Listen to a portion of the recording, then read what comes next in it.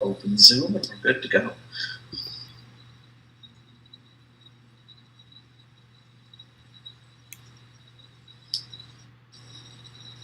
So I'm in the meeting, but what I need to do is stop share and then give the share to there we go. Shonda. Perfect. So good morning. Great. Welcome to everybody who's jumping in on a Saturday. A lot of people absolutely go back to back with Teams or Zoom all day long, and the weekend is really the best time for them to jump on to a streaming workshop. So we booked a couple of days, Saturday and Sunday, for people to jump in and at least look at a couple of the 5 behaviors that we can develop to be better team members. So welcome, and I'm Rachel Berg. I'm the founder of Sandbox Consulting Group and the Sandbox SSI, which is a retreat location at the beach on the coast of Georgia. And we're delighted to be here today to chat with our Hybrid Work Sandbox members. It's a private group that has been formed for us to come together and really grapple with this new way of working, because we're going to be moving into a time when we're going to work remotely, but we're also going to be working face-to-face. So I'm going to real quickly go around the circle and just ask each of my teammates to introduce themselves. Shonda? Hi, welcome everyone. I'm Shonda Kohlhoff. I'm a consultant and trainer and just communication. I don't know if guru is the right word, but it's just something that fills my cup every single time. I can never get enough of expanding my horizons when it comes to communication, and just so thrilled to connect this to everyone that's joined this group, talking about the hybrid workplace and what we're going through right now in this hybrid world, this combination of face-to-face and virtual reality that we're living. And there are just so many great tools and tips that we're excited to share with you today. So wonderful to be with you. And I'm Graham. I am the tech expert for today's live stream, as well as just I'm going to be managing chat, and I'm going to be the chat wrangler, as well as just I suppose consultant for everyone's enjoyment here. Would be a little verbose, but I'm managing everything, making sure everything's working behind the scenes. So I'm going to be a bit less chatty, at least in voice, but I'm going to be running everything from behind the scenes. If anyone has any questions, don't hesitate to either comment. We're both on YouTube and Facebook Live, so if you have any questions, comments, or just ideas, feel free to post down below, and I'll be keeping an eye on that. Exactly. Appreciate you, Graham. Yeah, exactly. And I want to welcome everybody from our YouTube as well as our Facebook. We're going to be adding LinkedIn as soon as possible. And those who are coming into us from YouTube, we have a private group both on LinkedIn and Facebook, so that we can feel free to really enjoy communicating and talking on these topics. So we'd love to have you join it. So look for in Facebook groups, look for the Hybrid Work Sandbox, and feel free to join us and join in the conversation there as well. So Shonda is going to start us with a little PowerPoint, so we have some visual to ping off of, and we're going to be digging into the topic of commitment today. That's right, and this is such an important topic. As we're thinking about what we talked about the first 2 days, I just wanted to, start it out when we think about this day 3, this big word, commitment. What does it mean? Yeah, I leave it to you, Rachel, to start us off in that. It's like a hot potato, isn't it? All right, you talk about creating commitment. So, there's a lot of times we think we have commitment because everybody shakes their head up and down and says, yes. We've got a choice. Are we going left or right?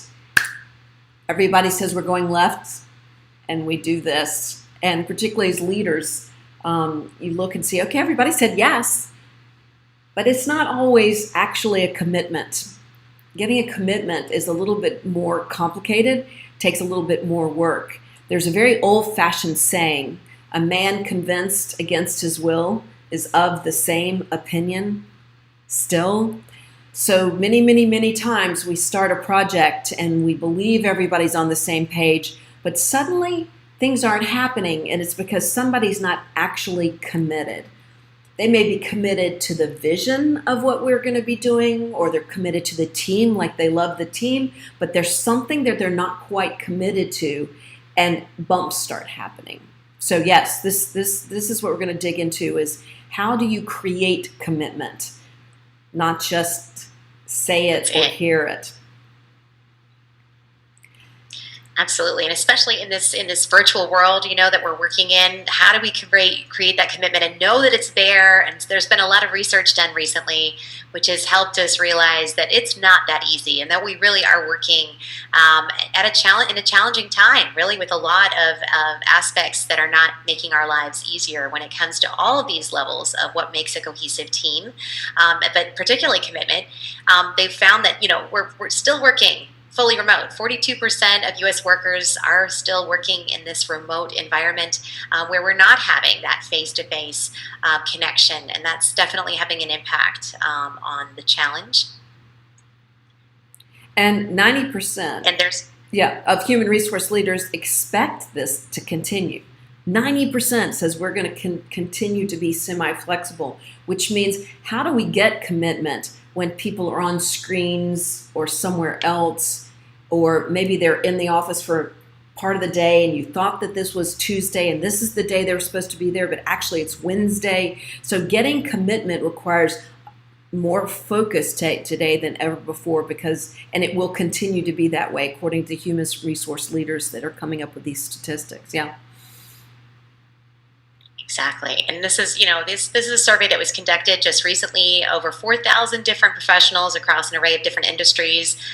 They came up with these results. So clearly this is the word on the street that we're here sharing with you today, of where this virtual team gap exists. And there really is this divide. If you look at where we're standing currently, where we are, we've definitely come a long way, survived perhaps what we think is the worst through this pandemic change and period of change. But we've discovered that our current skills are not all that we need in order to be most successful in a virtual team, that there are essential skills that are still needed. And so those skills are what we're focusing on in this workshop and in all of our workshops at Sandbox Consulting, but particularly talking about it in this masterclass over the course of these 5 days.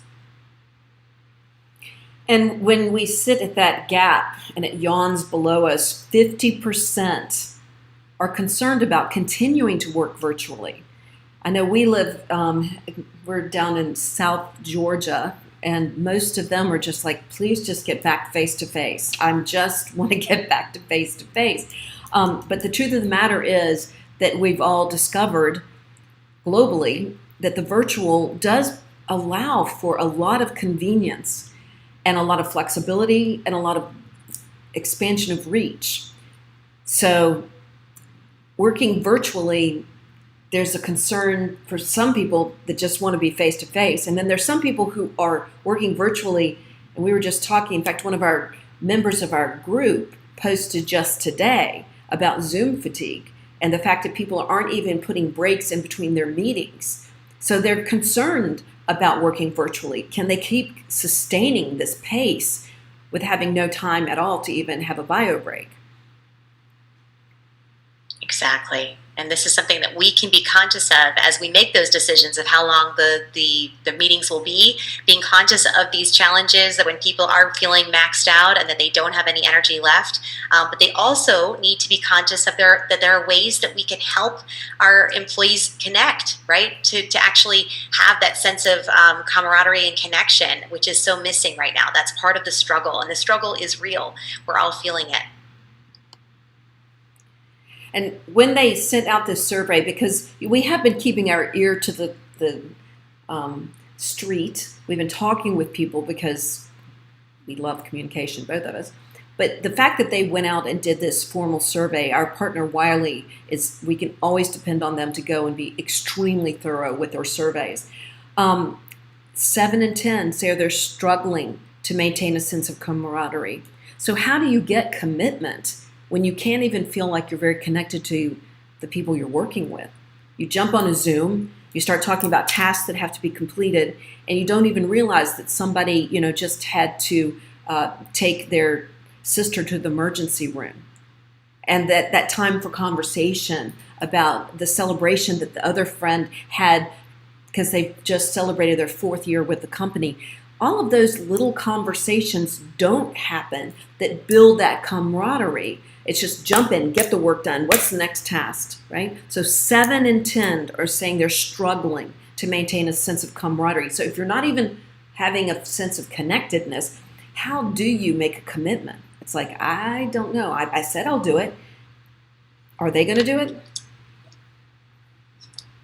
Good. That's the question, right? Yeah. Exactly. And this is what people are not sure if they are going to do it or not, right? There's this feeling of isolation, this feeling that you're kind of out on an island. You're on your own. Yes, you're getting your to-dos, your tasks done, but you're doing it on your own terms because you feel like you have to in a lot of cases. So there's definitely a disconnect for a lot of people who are feeling this, 67%, in fact, in our survey. And part of what we do is we work with different personality styles. And even before the pandemic, there are certain styles, like my brother and some other people, that literally when they work from home, their battery drains. They're not designed to be isolated like this. Now, there's some styles their battery fills up because they love being on their own. So I'm constantly pushing these people to go to a co-working space or go someplace to a Starbucks, something where you get the energy of being with people. 36% of the respondents are finding it harder to effectively communicate with colleagues. So even if they like the people that they've been working with, I was talking with a mortgage lender client, and she was talking about everybody is moving into this email texting world. And she's like, I'm sending 3 to 5 emails. I'm getting ghosted, and it's urgent. So then I pick up the phone and call. So some of my teammates may want to talk on the phone, and some don't want to talk on the phone. So it's harder to be effective even with people that you like, trying to figure out how are we going to communicate. That's it. And it really is like we have different languages, that are driving us and preferences as to how we want to be communicated with. But there are challenges for sure. Almost 50% of us, that's what the respondents are showing, feel out of the loop, right, with what's happening in their organization. So they may know what they have to do, but they don't see the big picture. They're not getting all the cues and clues that they used to have access to in those little, spontaneous conversations in the hallway, in front of your office or out in the parking lot, all those little conversations that used to happen where you would find out about something that was happening in another department or what was coming up or what was said in another meeting. Those little sidebar conversations that used to help us feel more connected and in the loop, 50% are really missing. And 40% say that we're having debates and holding people accountable, and this is where commitment, and we're going to be doing accountability tomorrow. 40% are finding it more challenging in the virtual environment. And I will say that in each of this workshop, we're starting off with these statistics. And part of the reason is, even if you come to all 5 of the days, it's really important that you really grapple with how these statistics are defining and helping us clarify where are we. Because when you go back to your team, to be able to say, I just went to a workshop where they talked about 40% are having a hard time holding each other accountable in a virtual environment. Are you finding that to be the same way? Having that statistic helps give you as a leader or as a teammate a little bit of credibility when you go back to the team and say, look, are we really holding each other to account? Are we actually making solid commitments? So we're going to go through this every day of the masterclass because these statistics empower you to have more powerful conversations with your teammates about these topics. Absolutely. And to keep on adding to your repertoire, you can have another percentage here. 62% are having issues with productive debates. And we talked yesterday about productive conflict. And debate is really it's like a lost art form. It's a tragedy, really, that we are not able to engage in a healthy state of debate where we all, are being thoughtful and polite and respectful, but we're still stating our opinion. We're not afraid. We're not operating from that place of fear, which was what we were talking about yesterday. When we can eliminate that fear-based conflict, then we are actually able to rise up, to bring the level. We're not using our lizard brains where we feel like we have to fight or flight, run away from the situation or fight it out, but we can actually debate like educated humans that are bringing our best selves to the table in order to be productive. And so that's what's hurting right now in this is one of the big communication challenges that we're feeling in this hybrid world, where we are operating, let's say, behind screens with a little delay, a little lag between our connection time when we're online. There might be moments where you start to say something, then you hear another person's voice, so you stop, but you really do want to get that word in, but you are struggling perhaps to find it. One of the big tips that we say, which is so important, is if you're not able to bring that word out through your audibly, then use the chat. That chat function is so important that you can say, I'd like to add to that, so that it at least brings that visual attention to the team to say, oh yes, John, what was it? I see you wrote in the chat. What was it that you wanted to say? So suddenly you've created an entrée, an entry point for you to get your point in, even if it didn't come out in the moment of that Zoom that was live with lots of overlap and people. That's one of the biggest challenges in communication, actually globally, is where do we have overlap, right? And how do we feel, how comfortable do we feel with it when someone starts to talk over us? Do we take it personally? Do we feel offended in some way? Do we shut down? Or do we just kind of flow with it, go with it, go with the flow and say, okay, let them finish and I'll just write in the chat. I have a point to add to that. And if no one invites you after you wrote it in the chat, then you have to fight and say it again. Yes, you have to say, okay, I mentioned in the chat, I'd like to say something about that, but it's worth your effort in order for us to have that productive debate. We have to believe enough that we are worth it and that our ideas are worth it and put them forth. So these communication things that we're discussing today, we need to grapple with them because they're implication for teams. How are teams going to be effective? Because ultimately we come together to produce a result. We're not coming together just for social time. We're coming here to be able to come together, create things that our customers and our clients are going to be interested in. So if our teams aren't functioning well, what does that mean? What does that mean for our organizations, for our country, for our world? So we need to, there are implications when communications break down or are challenged by this new technology. So we need to grapple with it.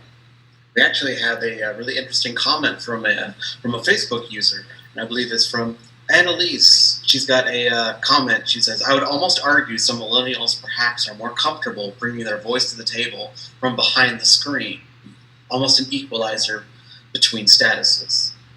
That's excellent, and we have found, and thank you, Annalise, it's great to hear your voice. I know you quite well, and it's delightful to have people participate. That's our goal, is to have everybody participate like this. Absolutely. In fact, we have found we do a really cool retreat that's a virtual escape the room. And you get to see how teams work together. And we've actually found that it's sometimes better than a physical escape the room, because we've done physical escape the rooms with teams as well.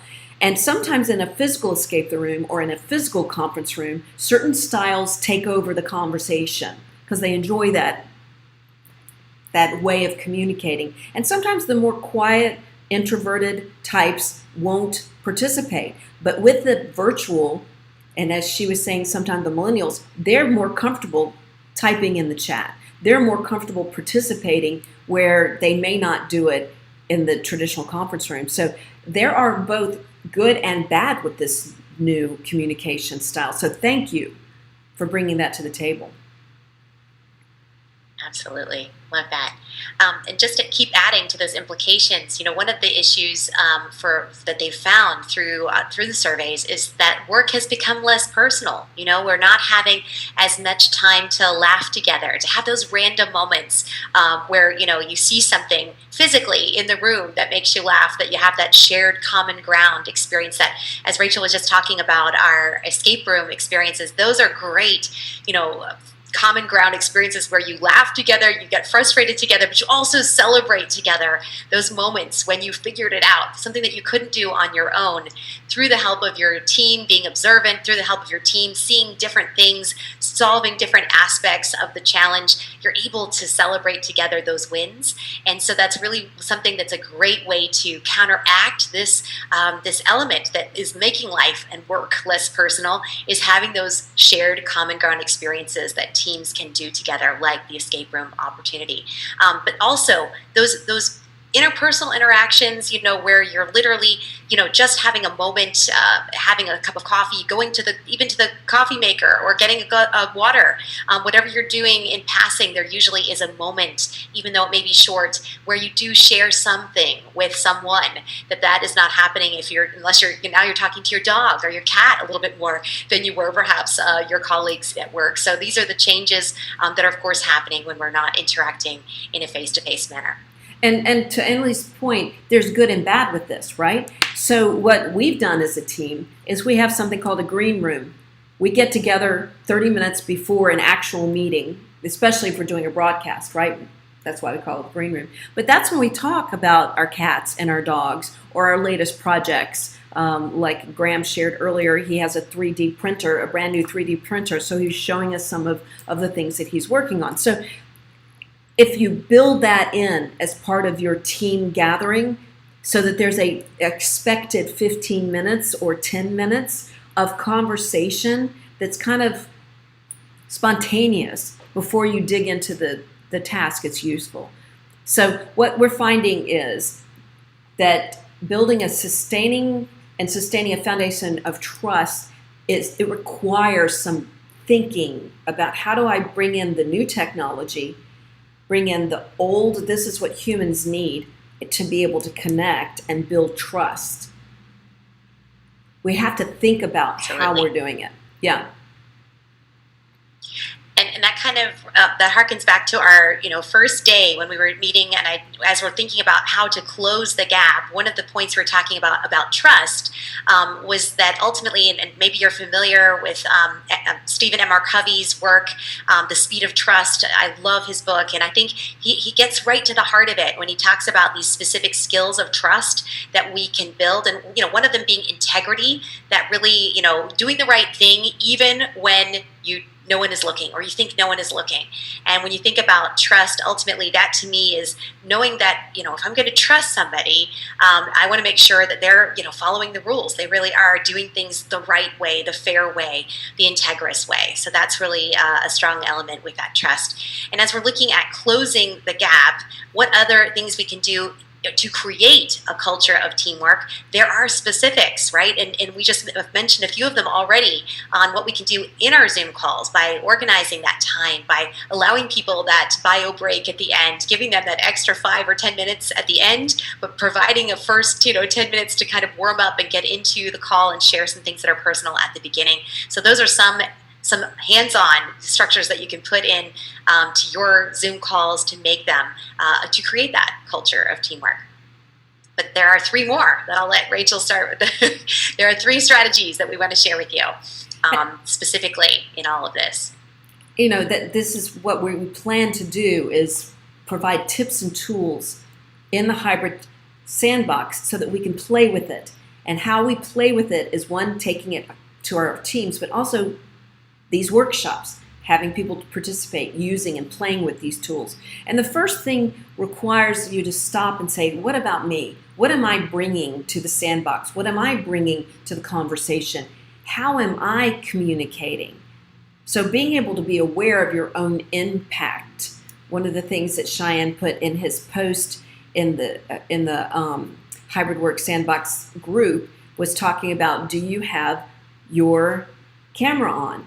And he's thinking about turning it off because it tends to distract him when he's in a Zoom because he's watching himself. Personally, I think I want to keep mine on because it helps me see my impact. So you have to play with it. But we have assessments. We have other tools and ways of looking at how do you see your impact so that you can modify it, so you can use your winning formula, so you can flex to be more effective.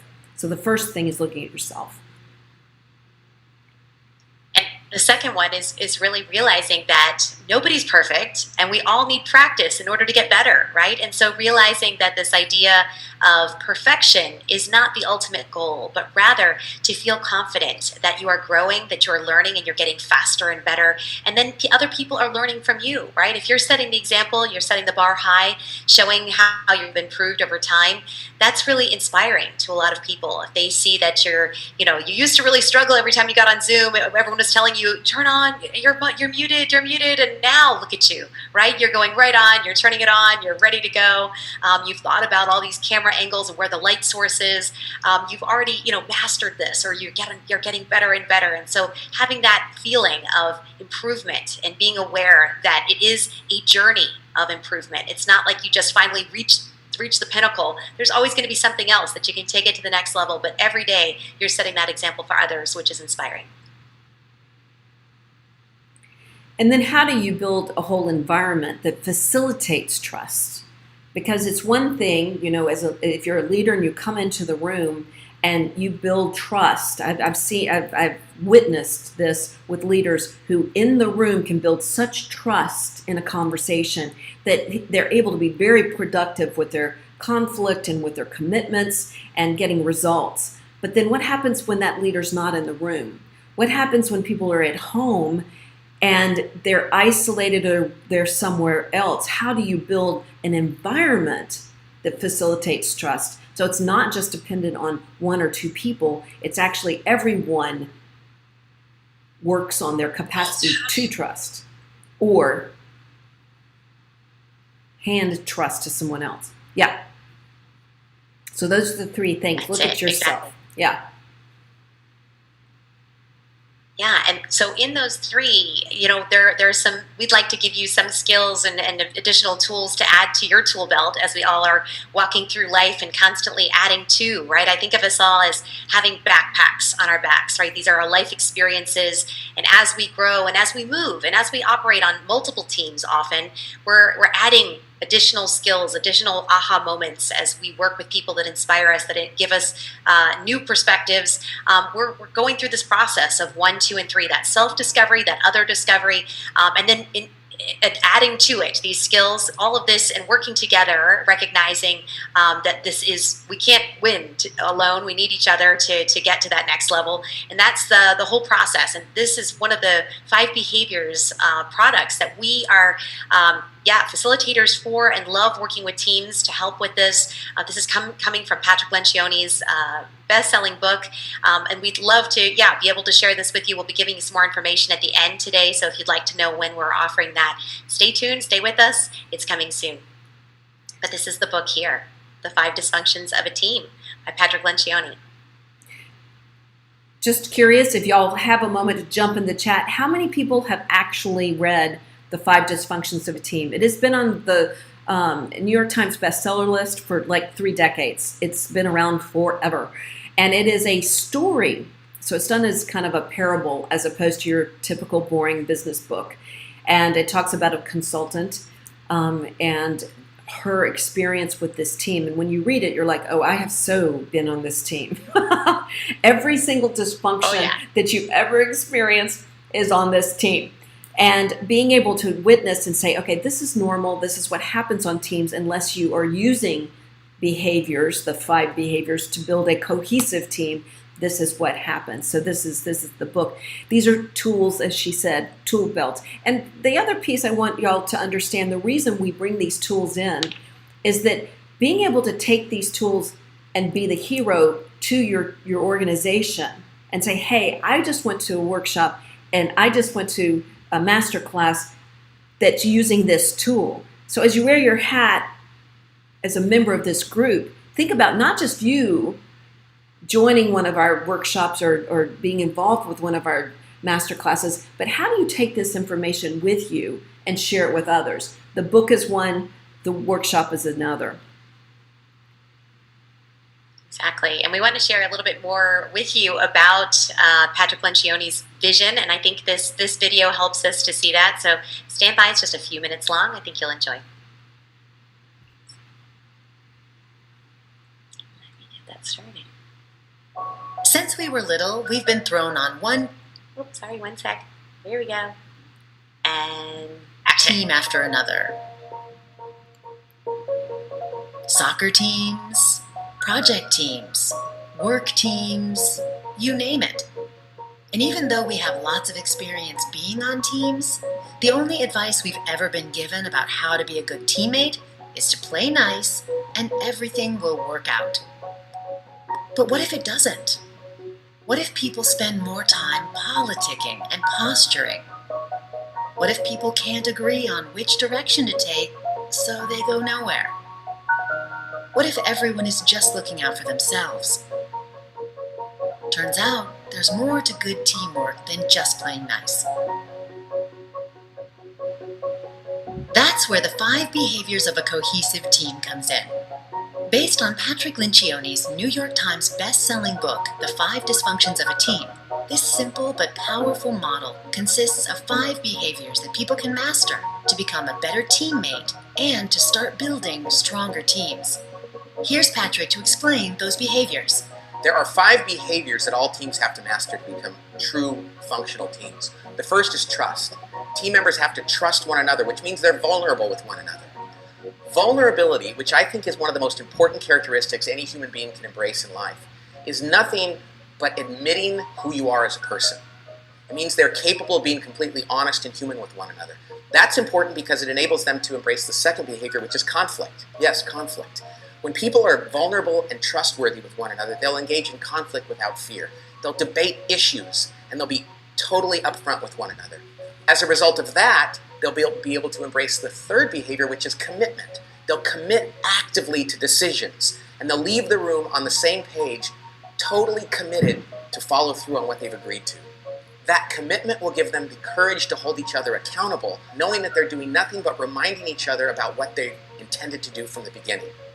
And that accountability will ensure that they get results, that they're focused on the collective results of the team and not their individual needs. So it starts with trust, it goes to conflict, commitment, accountability, and ultimately, results. That's it. Now, ironically, it's not that complicated to build a team. It's pretty simple in theory, but it is hard because it requires a lot of work over time and a lot of courage. But it's worth it because the benefits of a great team are truly extraordinary. And it all starts with you. Teams are made up of individuals after all, and every individual has a part to play in making them stronger and more cohesive. It's how we get back to those teams that were fun and fulfilling, and we couldn't wait to be a part of. That's it. So as we're thinking back to those fun times, right? Those good times where you had a sense of connection, where you loved what you did. That's what we're trying to get back to.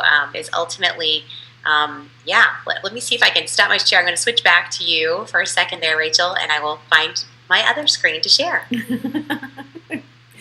I have to just stop for just a minute and brag about this team.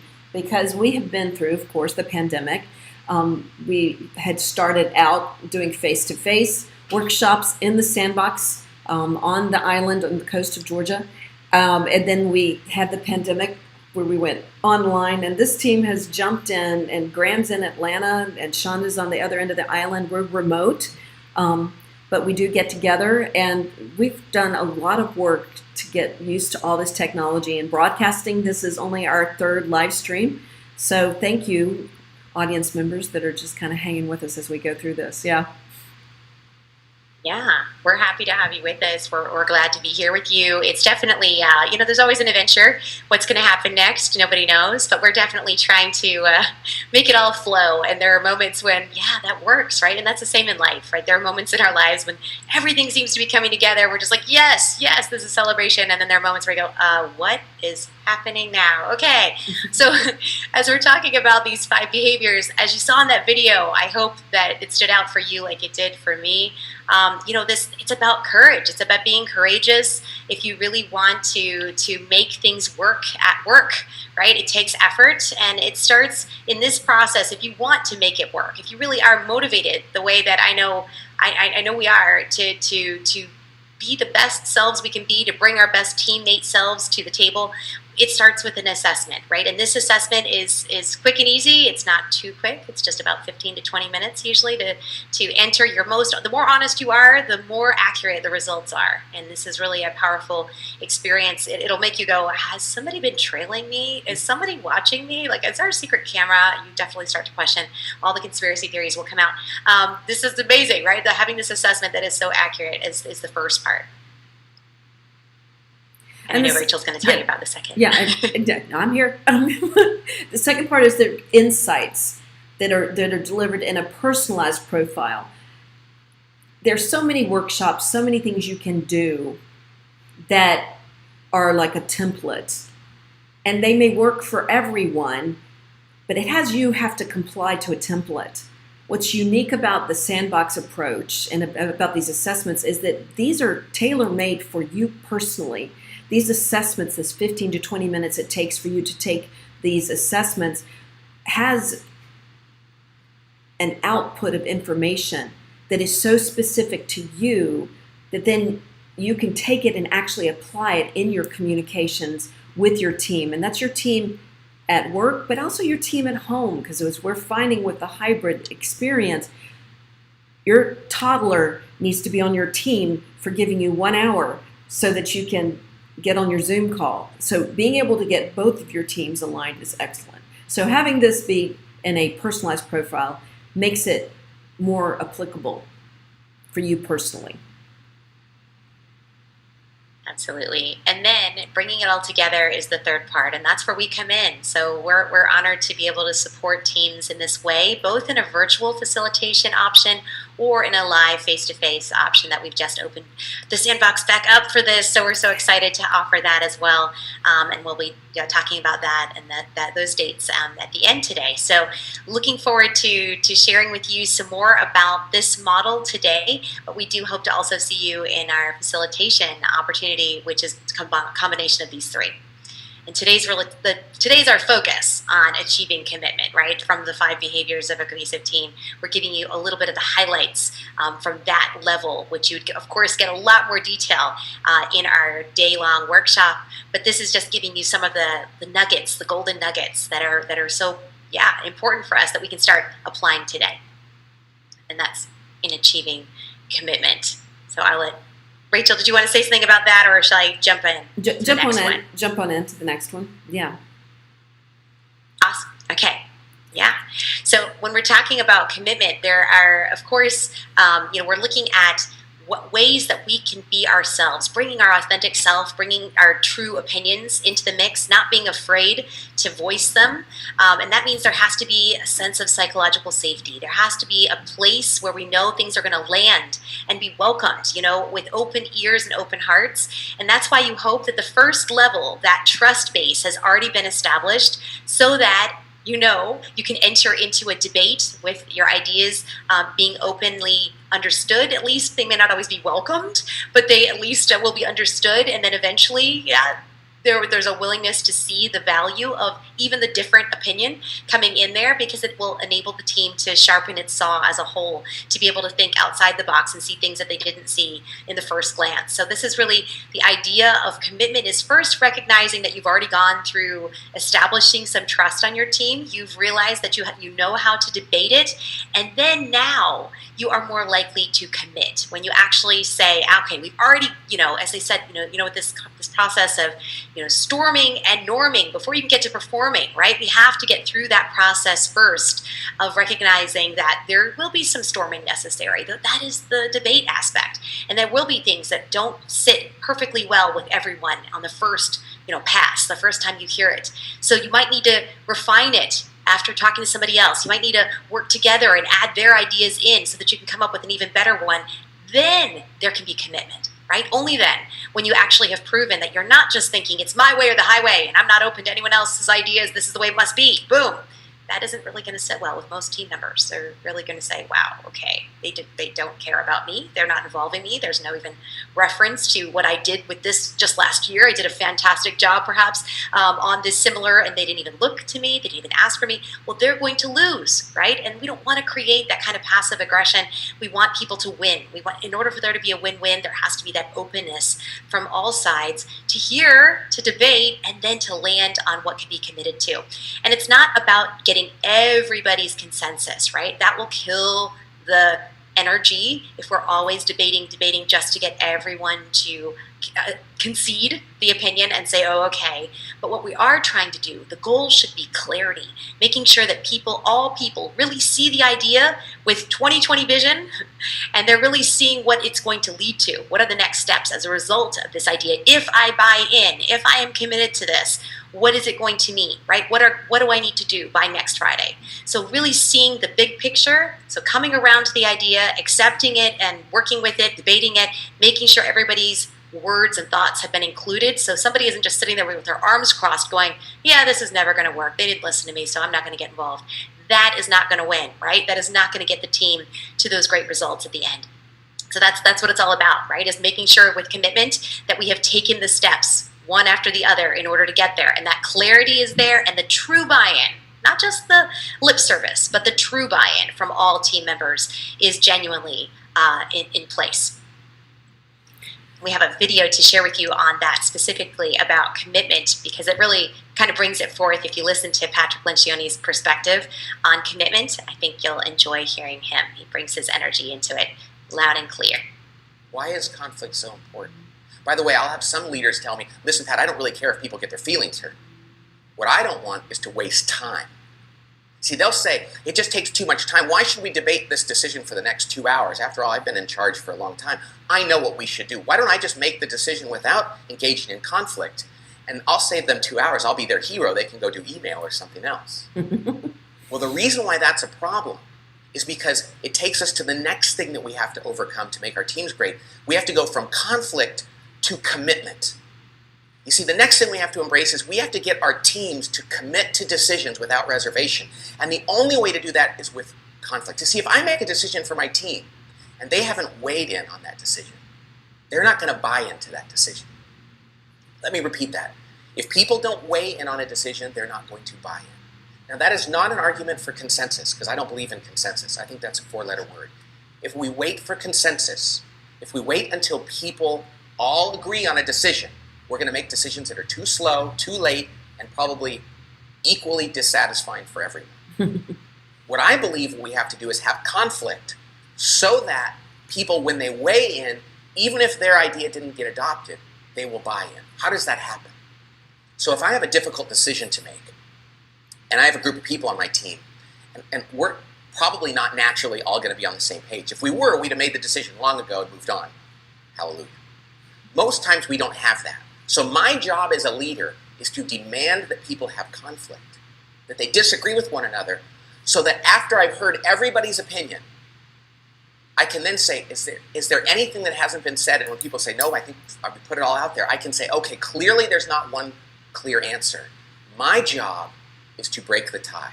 As the leader of this team, my job is to break this tie. And I understand why you said what you said, but we're not going to go with that idea.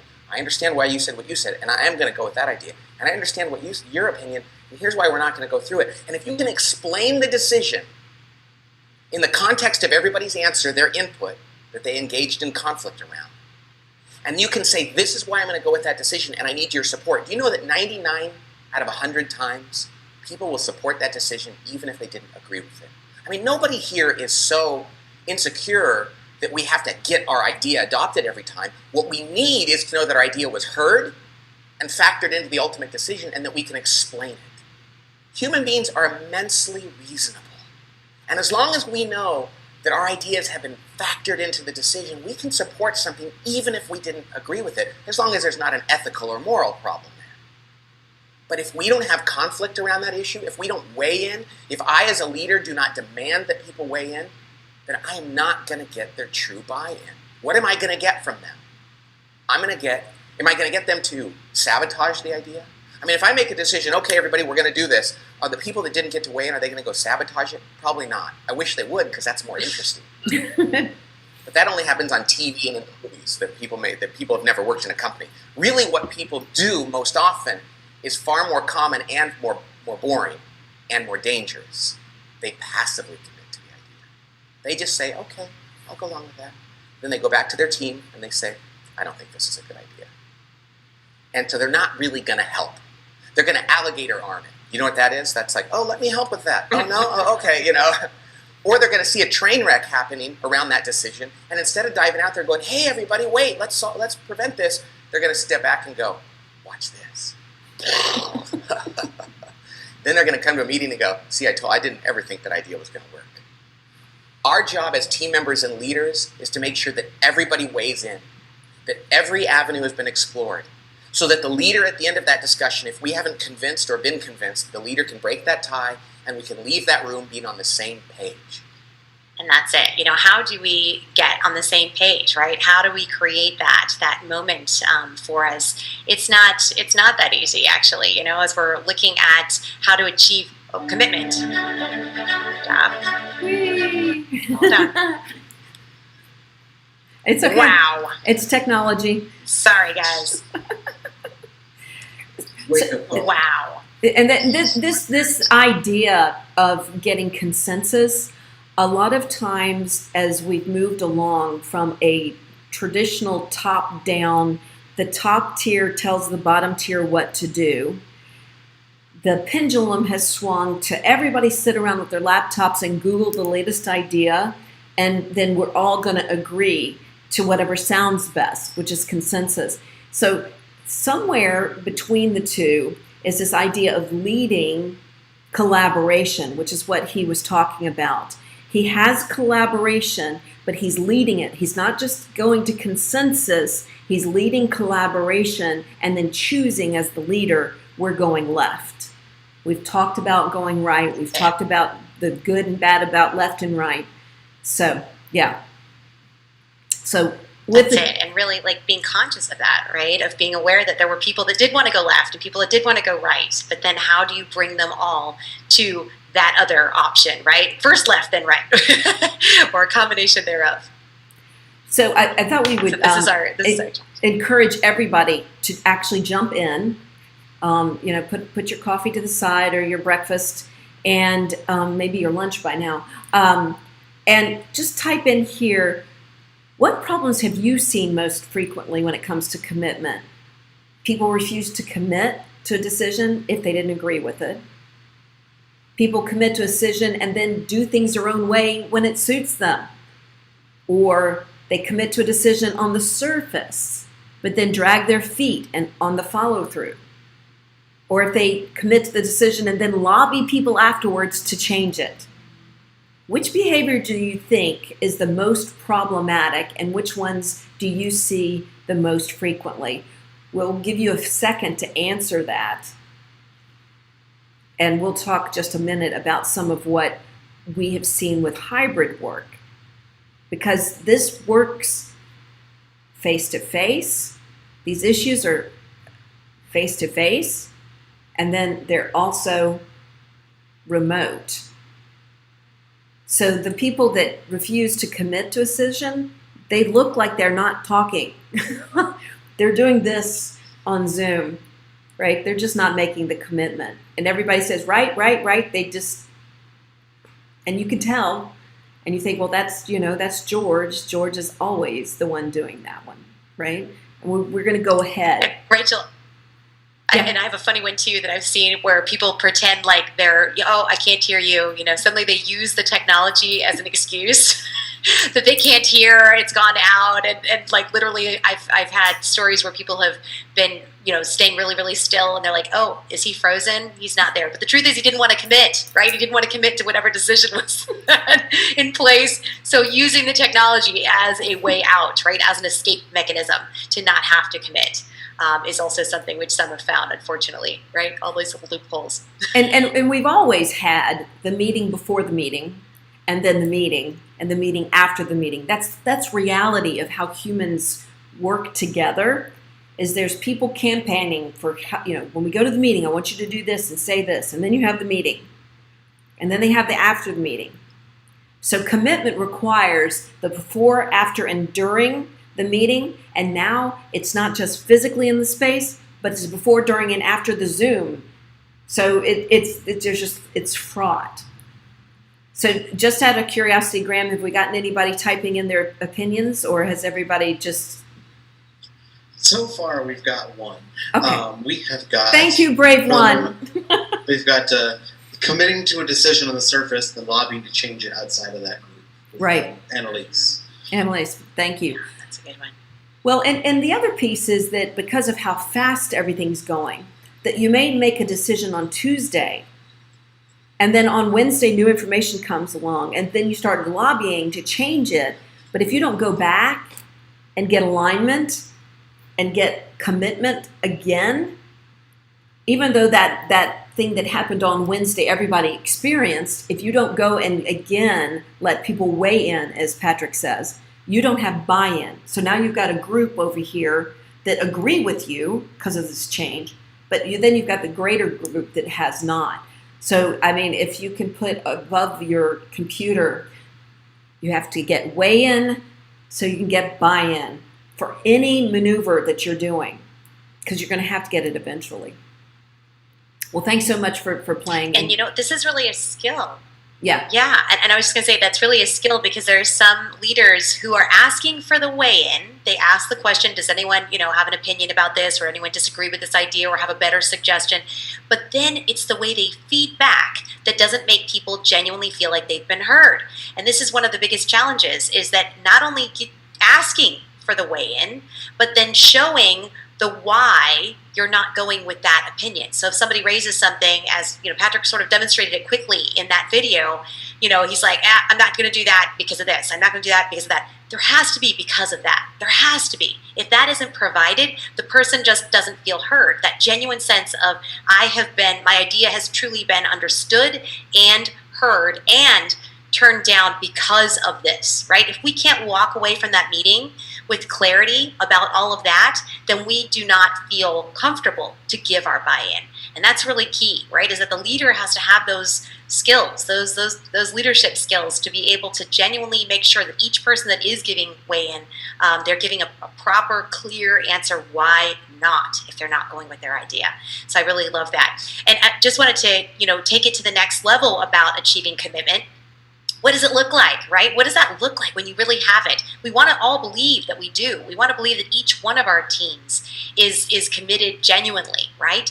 But let's look with a microscope. If we look a little more clearly, a little deeply, we realize that really means that there is clarity from all sides, right? That everyone knows what the priorities are. Sometimes we think we know what they are, right? We think, oh yeah, this is important. My project is really important. Sometimes we have a little bit of a myopic view. We think that our project is so much more important than perhaps the other two, projects that are going on simultaneously. But unless we know from the leader and from the whole what the genuine idea is about the priorities for the whole of the team, then we might be running in the wrong direction or not singing from the same sheet of music. So that clarity is so critical, and asking questions about it in order to get the clarity is really important as well. So that's an integral part.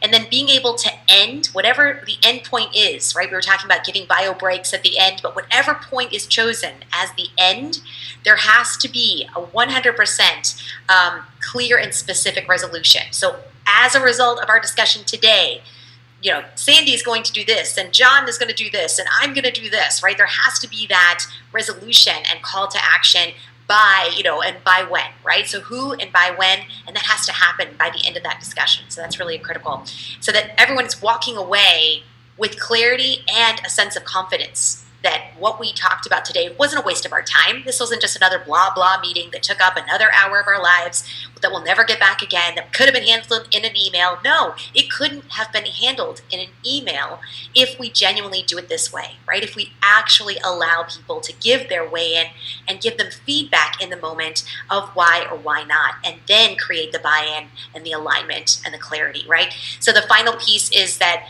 you're showing, even if there was some disagreement, from the people who had other ideas, whose ideas did not get adopted, that they are supportive, right? If we can see in their eyes like they've been heard, then they're going to be much more likely to not just do the alligator arm thing. I love that when he did that little alligator arm impersonation. He's like, yeah, oops, can't really help you, right? If we don't have their genuine excitement and enthusiasm that they do agree, even though it wasn't their idea that gets put forward, that goes forward, that's before we leave the meeting. We need to make sure we have that from even those people whose ideas were not adopted, so they don't do that alligator arm.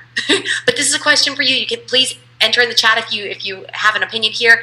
Which behaviors do you think are most challenging of these 4 that I've just talked about there? Which one is the hardest? What have you found personally to be the most challenging? Each one of us might have different perspectives on what is hardest, depending on our style and our personalities. What do you think? Give you a chance to enter that in the chat. And Graham will let us know if anyone does. As Annalise and whoever else is going to jump in while they're typing and making those decisions, there's several things to think about. One is you as a teammate, and then you as a leader, whether you have the name tag leader or if you're going to lead the conversation, because it could be that your area of expertise is really vital in a conversation. So you have an opportunity and a challenge to lead that part of the conversation. So if you step in and take the leadership role in the conversation for the moment, being able to be aware of the buy-in of everybody else at the table. Because certain styles believe that once the stats have been delivered, then it should be clear. This is what we're going left, because the stats are inarguable. And you may find that some stats haven't been gathered that would have an impact on it. So it's as clear and simple as and compelling as data may be, there's some data that truly is never gathered. We joke about there are only 2 things in work, things to be done and people to do them. There's a lot of data around the tasks, but the people, we don't always have a lot of data. Even how many man hours it takes to complete a project is rarely calculated in. So when people make a decision, we're going to do this project because they've looked at the resources and they've been primarily technical resources versus human resources, the decision may look very clear from a resource that can be measured, but this human resource and whether or not that person is using the alligator arms or not actually impacts. So Graham, has Annalise put anything or anybody else? Yes, we've got an answer of goodness, it depends on the team, but it is really tough when the leader is not explaining their reasoning. Equally difficult when people won't participate in a conversation. Yes, it's so hard. If you're just asking people for buy-in and they won't give it, right? They won't give their way in and they won't give their buy-in. If they're not participating, then you really are up against a wall, right? And that's where it's so important that we create that sense of emotional safety, that your idea is not going to be pounced on, and that hopefully encourages people to want to share and not hold back, right? But that's where those first steps are really critical in creating the trust first, and then creating that atmosphere of productive conflict, right? And as conflict resolution, if you don't have those skills already as norms in the team, it's really going to get hard to get people to give ideas, right? To be brave enough, courageous enough to put their thoughts out there. And I just want wait before we go to the next, I just wanted to put in, yes, there's no question creating that safe space, and this is where leadership development is so important. And whenever you have a team that's looking at each other this way and they're saying, well, I don't know if I can say anything because he hasn't really been very, or she hasn't been very open to comments, so I'm going to stay quiet. Or the leader's going, why are they not talking? So you're looking at each other. If you can turn everybody's attention to the vision of what you're doing together, then all of a sudden buy-in starts happening. And it's not about buying into the leader or the leader's opinion. It's buying into the leader's vision So the quickest way to go and get buy-in, in my experience, is to have a compelling vision, which is why not only the leader, but the group has to know, why are we doing this? And we're not doing this just to get things done for the leader. That's not the point. It's just to make the leader happy or just to make our paycheck. It's to make sure we create a product that our customer is delighted by. So when you want to get that buy-in, there are lots of tips and tools, and we'll talk about that in many of our various and sundry offerings. But just know that getting commitment, the quickest way to get commitment is to re-presence the vision of why we're doing this and how it serves our customer. Okay, now we can go to the next slide. Absolutely. Yes. Just want to be mindful of everyone's time. I know we appreciate you being with us today for this hour on your Saturday, and we hope you'll join us tomorrow, same time, U.S. Canada time, 12 to 1, where we're going to look at the third and very important behavior of a cohesive team, which is accountability. So that accountability piece is the next step on this model, and there's one left after that, which is our results. So we look forward to having you join us. We do hope that this is the time I was mentioning. Here is when our personal development workshop is being offered. We're doing it virtually, so if you can join us on August 18th, we would love for you to sign up, and I know Graham is going to put that in the chat for you, so you can click the like to join us. Fantastic. Thank you. And on September 17th, we'll have our in-person here at the Sandbox personal development workshop as well. Both of those are from 9 a.m. to 4 p.m. So, of course, we will have lots of bio breaks in between and lunch in the middle, but we will be working hard to keep on sharpening our saws and improving our skills throughout that. We'd love to hear your feedback. If you'll share that with us on the link in the chat, with your thoughts on today's session. We want to keep this conversation alive. It's been such a pleasure working with you, and we look forward to hearing and seeing your thoughts throughout the day. If you have anything to add, just keep adding through LinkedIn and through our Facebook sites. We definitely look forward to the continuation of the conversation. And if you haven't already joined, Graham, tell them a little bit about how to join the Hybrid Work Sandbox. Yes. So for anybody that's watching on YouTube that's interested, I'm going to be posting in the comment section a link to our Facebook group.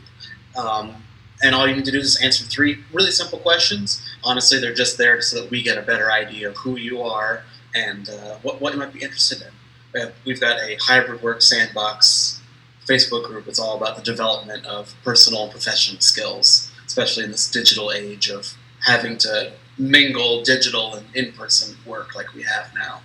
So just check out the comment section and you're welcome to join. Everyone else is in our group and seeing this live.